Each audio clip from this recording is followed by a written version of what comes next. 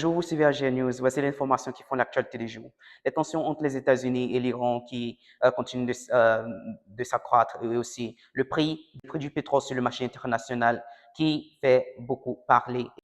Aussi, nous avons le nouveau rapport des Nations Unies qui ressort d'une rançon de 50 millions de dollars pour financer le groupe de militants au Maghreb, Al-Qaïda qui combat dans la région. Un autre effort dans notre actualité du jour, c'est en Europe et l'Espagne qui renforce la sécurité au bord de l'enclave de Ceuta après que les appels sur les réseaux sociaux font état d'une nouvelle tentative de passage.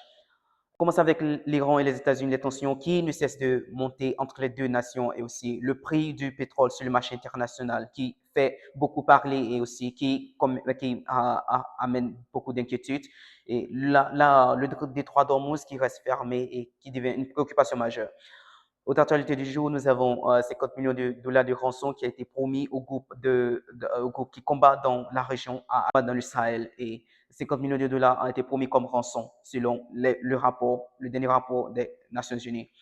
Nous continuons avec en Espagne la sécurité aux frontières avec des rassemblements de policiers et de militaires pour renforcer cette sécurité au bord de Ceuta, l'enclave de Ceuta, qui est un territoire espagnol.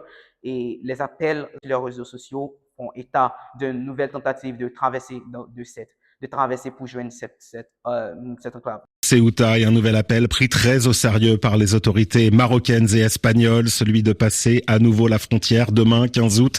RFI enquêtait sur ce qui se cache derrière ce phénomène viral sur les réseaux sociaux.